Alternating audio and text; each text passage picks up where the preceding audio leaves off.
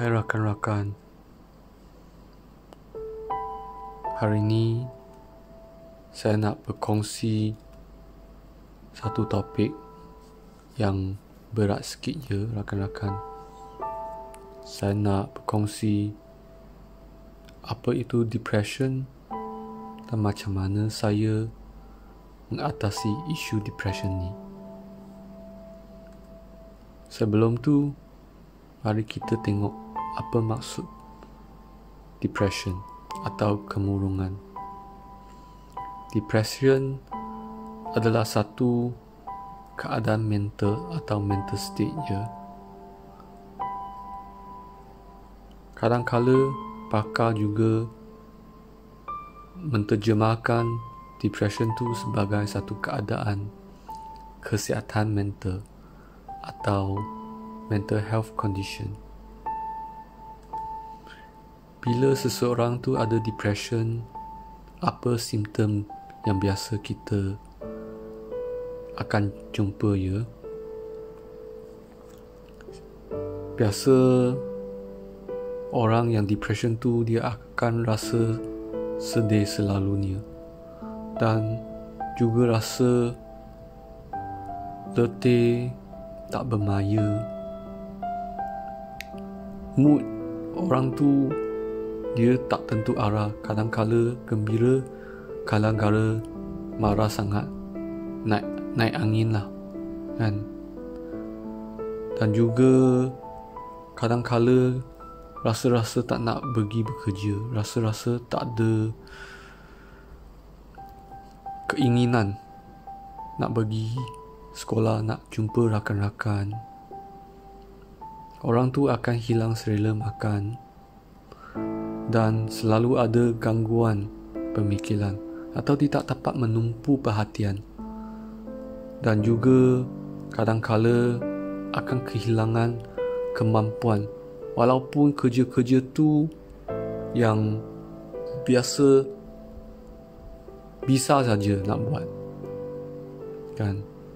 Dan juga ini keadaan yang paling teruk kan, ada niat atau pemikiran untuk mencederakan diri ya. Mengapa depression berlaku ya? Dia ada beberapa sebab, dan salah satu punca dia adalah disebabkan oleh jin atau keturunan. Contohnya ibu saya ada depression, so saya pun dapatlah depression ni kan, tapi tak semestinya, tapi kebarangkaian dia tinggi. Dari segi kesihatan, kalau seseorang tu dia ada penyakit kan, penyakit yang menyiksakan dia, memang dia akan dalam keadaan yang tertekan. Atau seseorang tu mengambil ubat yang menyebabkan ada perubahan dari segi metabolism dia ke, atau ada perubahan dari segi hormon dia ke, atau mungkin persekitaran, mungkin tempat kerja atau sekolah keadaan yang tak bagus, tak sesuai ke, atau mungkin hubungan dengan pengurus, dengan rakan sekerja, atau dengan ahli keluarga. So mari saya ceritakan pengalaman saya, depression saya. Depression saya ni bermula 10 tahun dulu. Kalau rakan-rakan masih ingat, 11 Mac 2012 berlakunya peristiwa gempa bumi dekat Jepun dan juga tsunami yang mengorbankan banyak nyawa ya. So hari tu saya pergi ke Jepun untuk business trip, dan kebetulan pagi tu berlakunya gempa bumi. Saya berada di Tokyo dan bekerja di sebuah bangunan yang pada tingkat 26. Bangunan tu tinggi juga. So masa berlakunya gempa bumi kan, bangunan tu bergoyang dan memang dahsyat pengalaman dia. Gempa bumi tu berlaku 2 kali. Yang kali pertama tu semua orang tak jangka. So kita tak dapat pengumuman, tak dapat apa-apa isyarat. So selepas berlaku kali yang pertama, nampak semua rakan sekerja Jepun pun muka pucat. Tapi mungkin selepas berapa minit atau tak ingatlah, kali kedua berlaku tu gegaran tu lagi dahsyat daripada kali yang pertama. Rakan-rakan Jepun suruh saya cepat turun ke bawah meja. Saya pun dengan segera turun ke bawah meja dan berdoa supaya peristiwa tu berlaku dengan lalu. Tapi peristiwa tu merupakan satu, walaupun dia singkat, tapi dalam seumur hidup saya masih ingat. Masa tu macam panjang sangat, ya.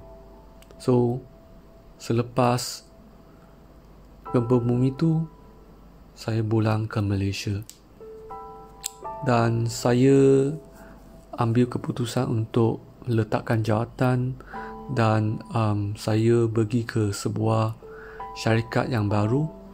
Tapi disebabkan oleh culture dekat syarikat tu memang culture yang pergabungan Chinaman culture, US culture, UK culture, memang kelang kabut. Saya tidak dapat membiasakan diri, ya. Stres tu semakin meningkat. Dan masa tu saya memang dah ada depression teruk lah. Kan setiap hari rasa tak nak pergi bekerja, tak semangat, rasa letih dan juga kadang-kala ada niat untuk nak cederakan diri, ya. Mujur dalam 6 bulan tu saya juga dapat satu lagi peluang untuk bekerja di syarikat yang sekarang, ya. So selepas dapat kerja baru ni, nak cakap bertuah pun tak, sebab saya bekerja di bawah seorang pengurus saya dulu tu dia memang micromanage, dan saya rasa lagi tertekan sebab setiap satu langkah tu dia kritik lah. Dia pun cakap saya ni buat tak betul, tak elok, tak cukup, kan. So sampai saya sangat tertekan, ya. So kepada rakan-rakan yang jawatan kamu penguruskan, saya harap jangan micromanage sangat. Bagilah peluang untuk ada kebebasan, kan, untuk nak gunakan kebolehan ke kemahiran untuk bekerja, ya. So isu saya yang ada pada masa tu, sebab depression ni akan buat kita kehilangan keupayaan kita.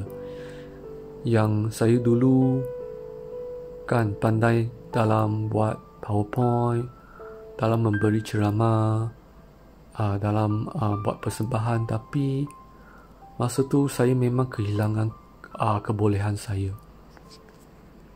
Lepas tu saya buat keputusan lah, nak tukar department yang lain. Dan ini yang buatkan saya sembuh sikit demi sikit lah, kan, sebab bos saya sekarang. So secara rumusannya, cara saya mengatasi kemurungan ini adalah melalui sisihkan atau singkirkan segala pemikiran negatif atau segala-gala unsur-unsur atau elemen-elemen yang memberi tekanan kepada saya. Contohnya, saya tukar kerja, kan, kalau pengurus tu saya memang tak boleh tahan, saya tukarlah ke department lain, kan. Juga kita kena ada perbincangan dengan seseorang yang kita percaya. Itu pun penting juga kalau ada, kan. Tapi salah satu lagi isu sebenarnya adalah saya ada isu tidur masa depression tu. So saya cuba cari baliklah cara untuk saya dapatkan tidur yang secukup-cukupnya. Tapi perubahan yang paling besar untuk saya adalah bersenam, ya. Sebab masa saya depression tu, saya memang tak bersenam. Tapi selepas saya tukar department tu kan, saya mulalah main badminton dengan rakan-rakan. So lepas main badminton tu, saya rasa macam puas, macam bertenaga, macam saya harap-harapkan nak main lagi, ya. Dan sekarang saya memang berjogging lah 5 kali seminggu kan. So selepas jogging tu, saya rasa memang puas. Ya, selera makan saya pun dah bertambah bagus. Dan rakan-rakan, ya, kalau kamu dah sampai tahap yang hilang kawalan, yang dah serius sangat, sila pergi jumpa pakar-pakar atau doktor-doktor, ya. Mereka ada cara atau ubat untuk memperbaiki keadaan.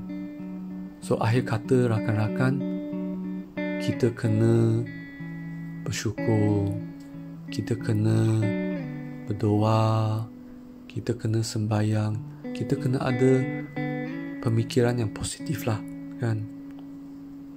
So saya harap video ni membantu sikit rakan-rakan, ya. So yang penting stay healthy, stay happy. Terima kasih, bye.